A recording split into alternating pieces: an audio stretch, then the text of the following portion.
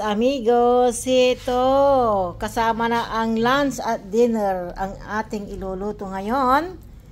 Ayan, igigisa natin sa red meat. Ayan, konti lang ang nilagay ko kasi yan ilalagay natin yan sa yung dry steak. Ayan. So ito lang muna ang ating ilalagay dyan.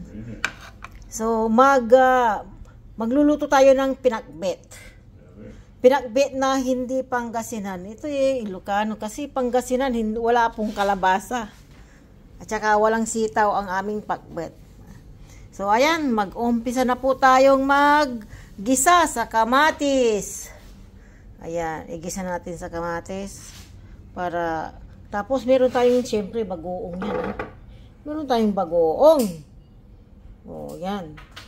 So, ito, umpisa na natin, mga amigas, amigos. Kain na po tayo, mga amigas, amigos. O, di ba?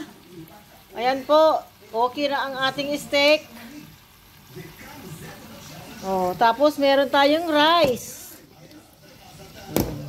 Off na yung ating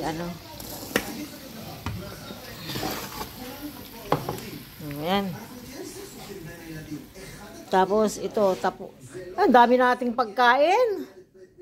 Yummy yummy. Oh, dining-ding pa. Yummy yummy. Oh, magkakamay talaga ako. Ayaw nga pa. Dining-ding pinagbit pala. Oo, tapos nandito pa tayo. Nandito pa yung ating Wow. Oh, di ba? Yummy yummy. Ayan, kain na tayo. Bye-bye. Ayan po ang ating ulam for tonight. Oh, sawa-sawa tayo. Magkakamay din tayo. Ayan. Oh, di ba mga amigas? Amigas, amigos. Oh, mga amigas. Doon kami. Doon para makuha ka rin. Ayan. Ayan, ready na. Ready na tayo. Ready na. Gutom na siya, baby mo. Ito ang ulam namin. Oh, diba? Ayan, ang ulam natin. Diba?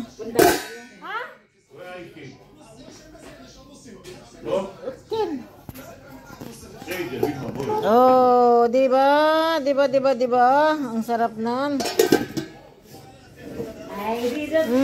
Yummy, yummy. Sabela? Sabela ka rin? Sabela yan? Ito Ilocano ka? Iba na. Ilocano sa kabayan.